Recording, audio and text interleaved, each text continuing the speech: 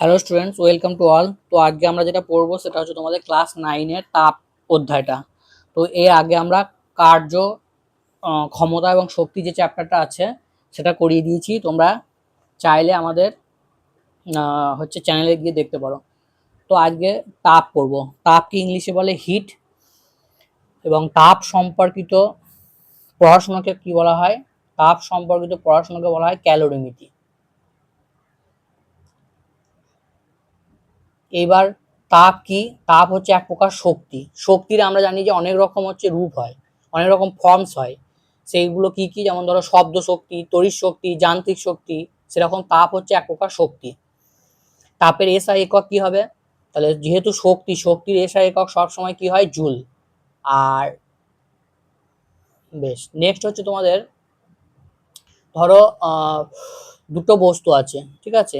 এই একটা বস্তু আর এই একটা বস্তু, ঠিক আছে? এই বস্তুর উষ্ণতা হচ্ছে 20 ডিগ্রি সেন্টিগ্রেড, আর এই বস্তুটার উষ্ণতা হচ্ছে 10 ডিগ্রি সেন্টিগ্রেড। তাহলে এই বস্তু দুটোকে যদি আমরা একে অন্যের পার্শ্বে নিয়ে আসি, তাহলে কোন বস্তু থেকে কোন বস্তুর দিকে তাপ যাবে?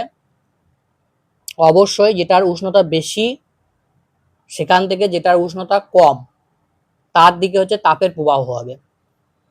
তাহলে এখানে 20 থেকে 10-এর দিকে হবে। কতক্ষণ পর্যন্ত হবে? যতক্ষণ পর্যন্ত না এদের উষ্ণতা হচ্ছে সমান হবে। তাহলে এর উষ্ণতাটা কি হবে? আস্তে আস্তে কমতে থাকবে, আর এর উষ্ণতাটা আস্তে আস্তে বাড়তে থাকবে। তাহলে এদের মাঝামাঝি কোনো একটা জায়গায় এসে স্থির হবে, সেটা ধরলাম 15 ডিগ্রি সেন্টিগ্রেড। তাহলে যখন এরও উষ্ণতা 15 ডিগ্রি সেন্টিগ্রেড, এরও উষ্ণতা 15 ডিগ্রি সেন্টিগ্রেড হয়ে যাবে, তখন দুটো বস্তুর মধ্যে তাপের আদান প্রদান বন্ধ হয়ে যাবে। তো এই অবস্থাটাকে কি বলা হয়? তাপীয় সাম্যাবস্থা। এই অবস্থাটাকে বলা হয় তাপীয় সাম্যাবস্থা।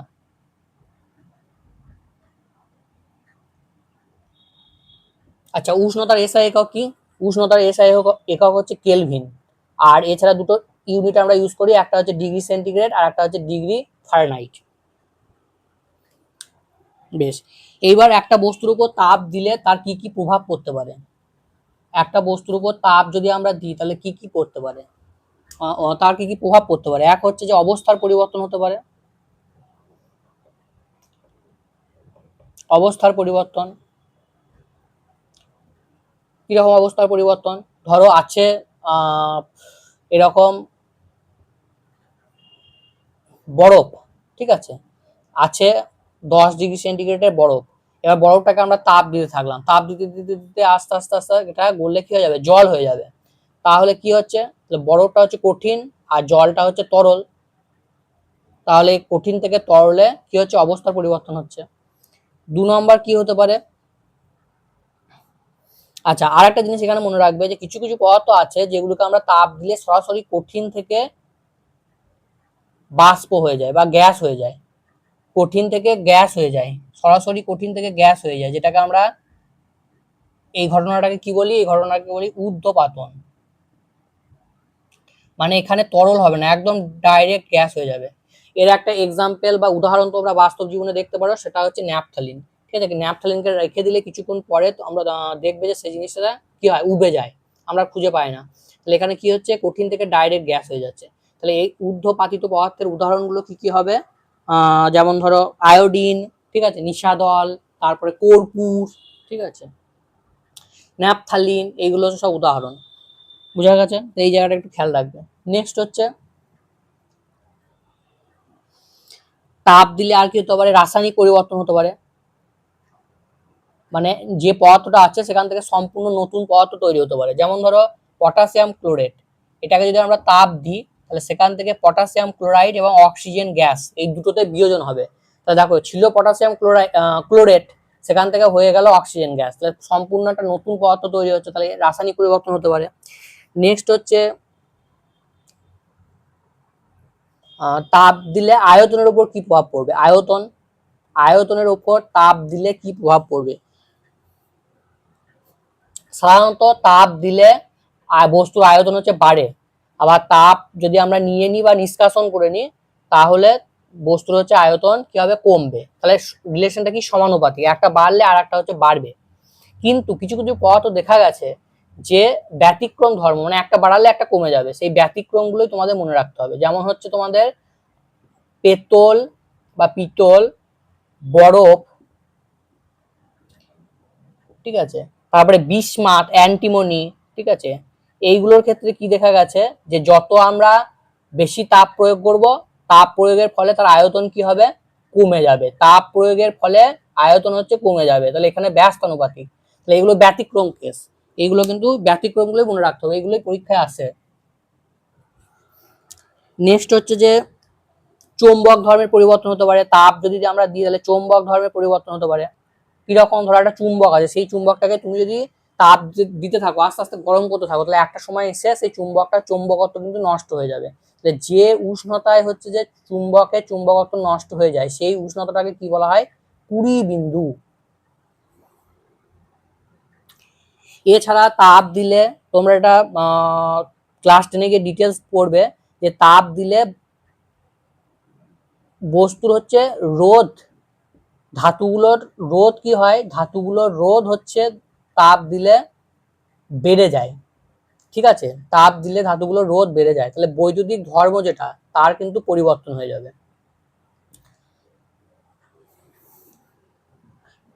এছাড়াও আরো অনেক কিছু আছে, যেমন তাপ দিয়ে, তাপ থেকে আমরা গতিশক্তি পাই।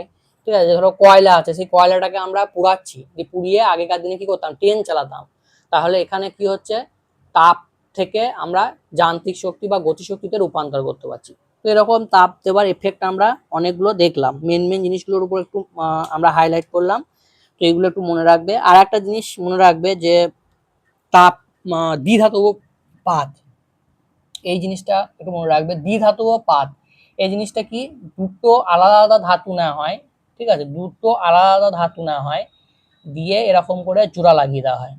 ঠিক আছে, তো এখান থেকে যে কোশ্চেনটা আসছে যে দ্বিধাতব পাত হচ্ছে কোন নীতির উপর কাজ করে, সেটা হচ্ছে যে তাপ প্রয়োগের ফলে পদার্থের হচ্ছে আয়তনের পরিবর্তন হয়। তাপ প্রয়োগের ফলে পদার্থের আয়তনের পরিবর্তন হয়, এই ধর্মটার উপরেই হচ্ছে দ্বিধাতব পাত হচ্ছে কাজ করে। তো এই দ্বিধাতব পাত্রের উপর ভিত্তি করে আমাদের থার্মোস্ট্যাট, এই যন্ত্রগুলো হচ্ছে তৈরি করা হয়। তো যে যে জায়গাগুলো ইম্পর্টেন্ট সেগুলো সব তোমাদের হাইলাইট করিয়ে দিলাম। নেক্সট হচ্ছে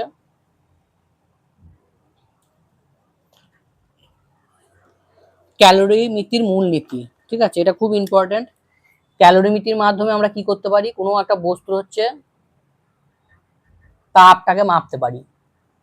আর তাপমাত্রা মাপি কোন যন্ত্রের সাহায্যে, তাপমাত্রা মাপি থার্মোমিটার যন্ত্রের সাহায্যে। আর তাপ মাপি কোন যন্ত্রের সাহায্যে, তাপ মাপছি ক্যালোরিমিতির সাহায্যে।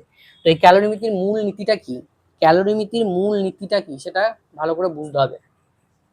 ধরো দুটো বস্তু আছে, এই হচ্ছে একটা বস্তু এ, এই হচ্ছে একটা বস্তু বি।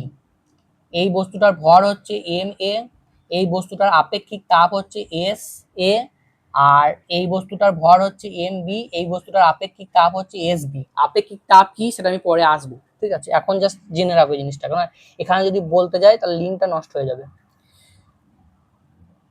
বেশ, এবার ধরো এই বস্তুটার উষ্ণতা আছে টি এ, আর এই বস্তুটার উষ্ণতা আছে টিবি, প্রাথমিক উষ্ণতা। এইবার এই দুটো বস্তুকে একে অন্যের যদি পার্শ্বে নিয়ে আসি, তাহলে কি হবে, এখানে যদি টি এ গ্রেটার দ্যান টিবি, এটা আমি তোমাদেরকে বলে দিলাম যে এই বস্তুটার উষ্ণতা হচ্ছে এর থেকে বেশি, তাহলে তাপের আদান প্রদান কি হবে, এইখান থেকে এইখানে হবে, এ থেকে বি এর দিকে তাপ যাবে। কতক্ষণ পর্যন্ত যাবে, যতক্ষণ না পর্যন্ত তাদের মধ্যে তাপীয় সাম্যাবস্থা প্রতিষ্ঠিত হচ্ছে, মানে উষ্ণতাটা সমান না হচ্ছে। তাহলে সেই যে সাম্যাবস্থার উষ্ণতা, সেইটাকে আমরা যদি বলি টি, তাহলে দেখো এই বস্তুটা কি হচ্ছে, তাপ হচ্ছে বর্জন করছে, সেই বর্জিত তাপটা কত হবে, সেই বর্জিত তাপটা কত হবে। আচ্ছা, এখানে একটা জিনিস মনে রাখবে যে গৃহীত এবং বর্জিত তাপের ফর্মুলা, এটা হচ্ছে ফর্মুলাটা এই ইকুয়াল টু এম, এটা ক্লাস 8 এ পড়েছিলে, এম এস ইন্টু ডেল্টা টি। এখানে গৃহীত বা বর্জিত তাপ সমান হচ্ছে বস্তুর ভর ইন্টু বস্তুর আপেক্ষিক তাপ ইন্টু হচ্ছে উষ্ণতার পার্থক্য। এটা একটু লিখে নেবে। এই ফর্মুলা অনুযায়ী আমরা বর্জিত তাপটা বের করব। বর্জিত তাপ সমান কি হয়ে যাবে, H equal to M A S A, কতটা তাপ বর্জন করবে, T minus T A, T minus T A. আর বি বস্তুটা কতটা তাপ গ্রহণ করবে, সেটা হবে এম বি এস বি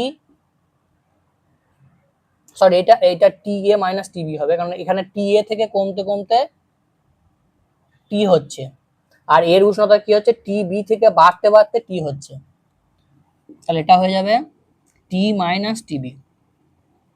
তাহলে এর উষ্ণতা দেখো বেড়েছে কত, এর উষ্ণতা বেড়েছে কতটা সেটা হচ্ছে টি মাইনাস টিবি, আর এর উষ্ণতা কমেছে কতটা সেটা হচ্ছে টি এ মাইনাস টি। ঠিক আছে, এই জায়গাটা ভালো করে একটু না বুঝতে পারলে আর একবার পজ করে দেখবে। তাহলে ক্যালোরিমিতির মূল নীতি কি বলছে, যে এই সিস্টেমটা যদি পুরো আইসোলেটেড হয়, মানে ধরো এই সিস্টেমটা আমরা এখানে ধরে নিচ্ছি যে এই যে সারাউন্ডিং বা পরিবেশ রয়েছে তার সঙ্গে কিন্তু কোনো রকম তাপের আদান প্রদান হচ্ছে না, তাপের আদান প্রদান যা হচ্ছে সেটা হচ্ছে এদের নিজেদের মধ্যে। তাহলে আমরা যদি এনার্জি কনজারভেশন করি তাহলে কি হবে, যে এ যে এনার্জিটা লস করবে এ সেই এনার্জিটাই হচ্ছে যে গেইন করবে। তাহলে এখানে কি এ যে তাপটা হচ্ছে বর্জন করবে, বি হচ্ছে সেই তাপটাই কি করবে গ্রহণ করবে। তার মানে কি হয়ে যাবে, বর্জিত তাপ ইকুয়াল টু গৃহীত তাপ।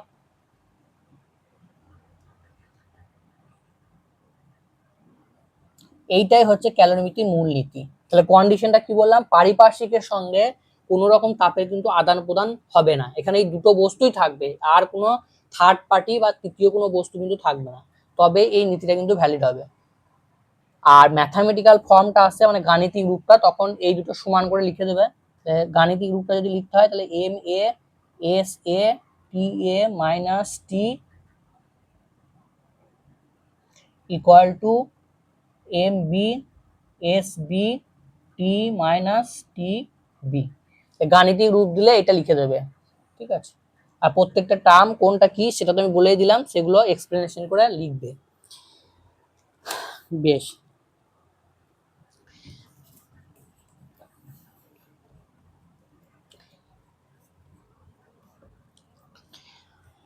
এবার যে পাত্রে আমরা এই যে পাত্রের মধ্যে তাপের পরিমাপটা করছি সেই যন্ত্রটাকে বলছে আমরা কি ক্যালোরিমিটার।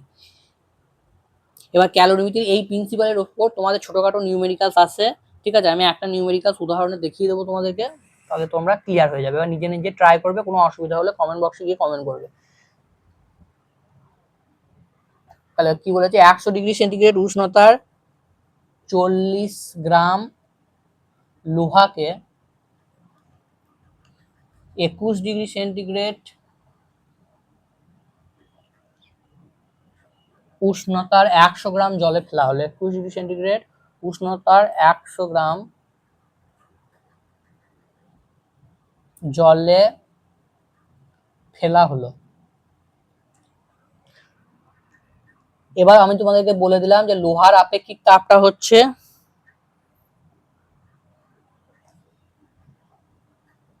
560 জুল পার কেজি, আর জলের আপেক্ষিক তাপ সেটা হচ্ছে 4200 জুল পার কেজি। তাহলে মিশ্রণের অন্তিম উষ্ণতা কত হবে, মানে তাপীয় সাম্যাবস্থার উষ্ণতাটা জানতে চেয়েছে, মিশ্রণের অন্তিম উষ্ণতা।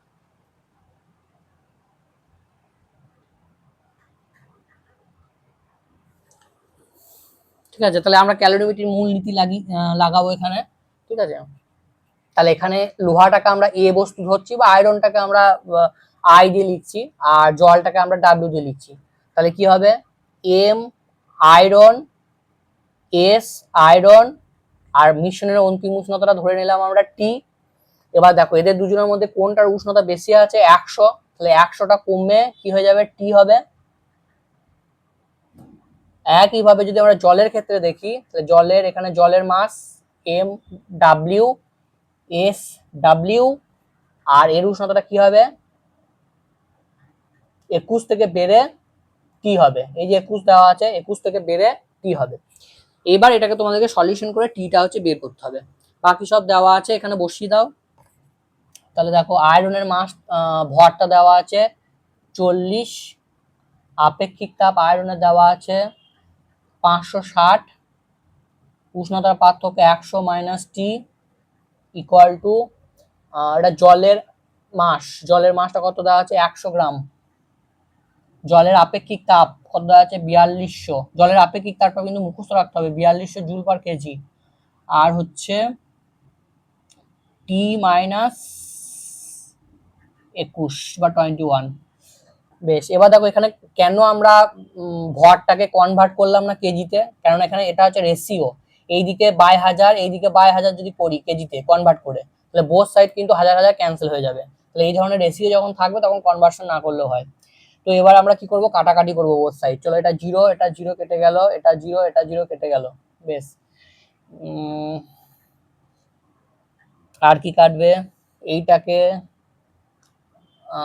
এইটাকে 4 দিয়ে কাটলাম, এটাকে 4 দিয়ে কাটলে তাহলে হচ্ছে 4 একে 4, 4 একে 4, 4 5 20,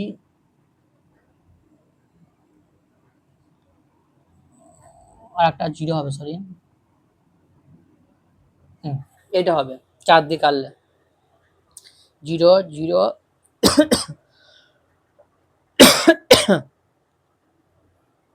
ঠিক আছে, এটা হবে। এইবার দেখো আর কাটবে, হ্যাঁ আরো কাটবে, তাহলে এটা 2 দিয়ে কাটলে হচ্ছে তোমার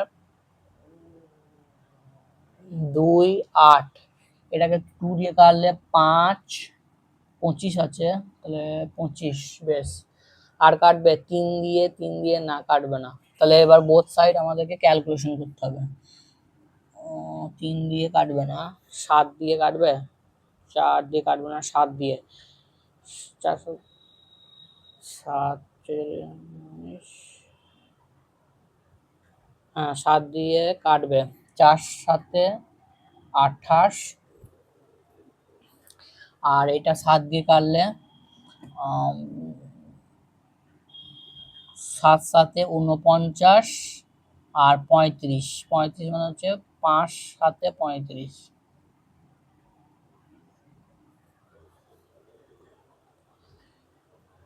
হয়েছে। এবার তাহলে বোথ সাইড গুণ করো, তাহলে এইদিকে সব কাটাকুটির পরে কি পড়ে থাকছে 4, আর এইদিকে কত পড়ে থাকছে 75। ঠিক আছে, তাহলে এটাকে 4 দিয়ে মাল্টিপ্লাই করে দাও, 4 দিয়ে মাল্টিপ্লাই করলে দাঁড়াচ্ছে 400 minus 4t equal to 75t minus 75 into 21, 75 into 21 মানে 5 7 0 1 থাকলো, 14 15, 5 7 5 1 মানে 1575, 1575। ঠিক আছে, এটা আমরা মুছে দিই, 1575। তাহলে এটা আসছে, এটাকে এদিকে নিয়ে যাও, তাহলে 79t, এটাকে এদিকে নিয়ে এসো, তাহলে 400 প্লাস 1575, তাহলে এটা হয়ে যাবে তোমাদের 75 আর 19, তাহলে টি এর ভ্যালু দাঁড়িয়ে যাচ্ছে আমার 1975 বাই 79, 1975 বাই 79, তাহলে এত ডিগ্রি সেন্টিগ্রেড। এবার এই ক্যালকুলেশনটাকে তোমাদেরকে করতে হবে। ঠিক আছে, এই ক্যালকুলেশনটা যদি করি আমরা, 1975 বাই হচ্ছে 79, তাহলে 2 দিয়ে যাবে 18, হাত থাকলো 1, 14 15, 9 9 হাত থাকলো 1, 1 আগে 6, 6 হলে হচ্ছে 3, এক হচ্ছে 5, 5 দিয়ে গেলে 5 9 45, হাত থাকলো 4 39, হ্যাঁ তাহলে 25, তাহলে অ্যান্সার হয়ে যাবে 25 ডিগ্রি সেন্টিগ্রেড। বোঝা গেছে? বেশ,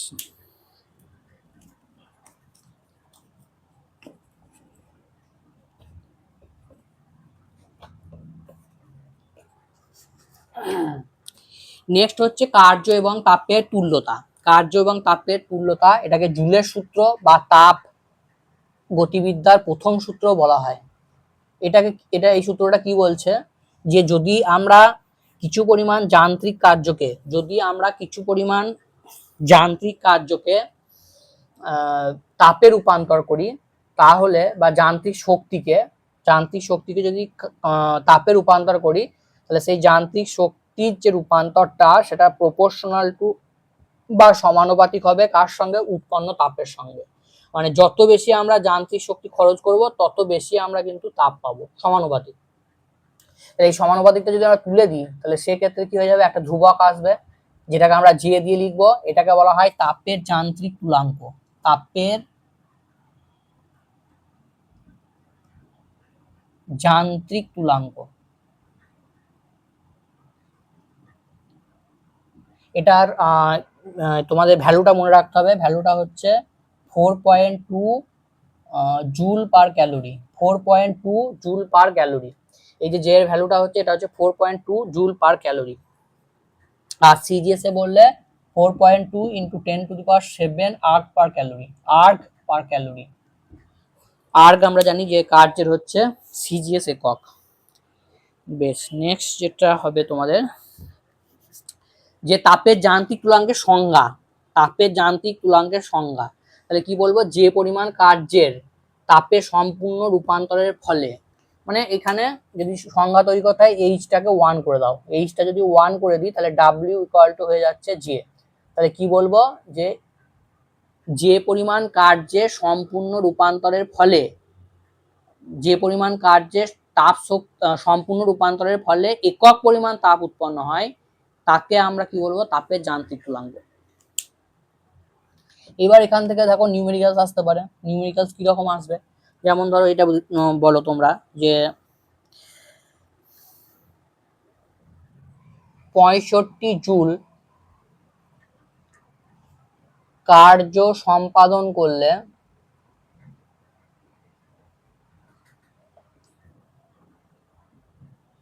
কত তাপ উৎপন্ন হবে।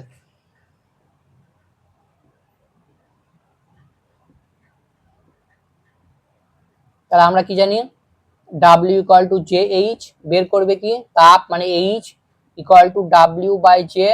ডাব্লিউর ভ্যালু দিয়ে দিয়েছে 65, আর আমরা জে এর ভ্যালু জানি 4.2। ঠিক আছে, এটা ক্যালকুলেশন করবে, ক্যালকুলেশন করার পরে ক্যালকুলেশনটা আশা করি নিজে নিজে করতে পারবে। ক্যালকুলেশন করার পরে যেটা আসবে তত ক্যালোরি হয়ে যাবে তোমাদের অ্যান্সার। ঠিক আছে, তো এরকম ছোটখাটো নিউমেরিক্যালস বা গাণিতিক সমস্যা আসবে, ভালো করে এগুলো কিন্তু প্র্যাকটিস করবে।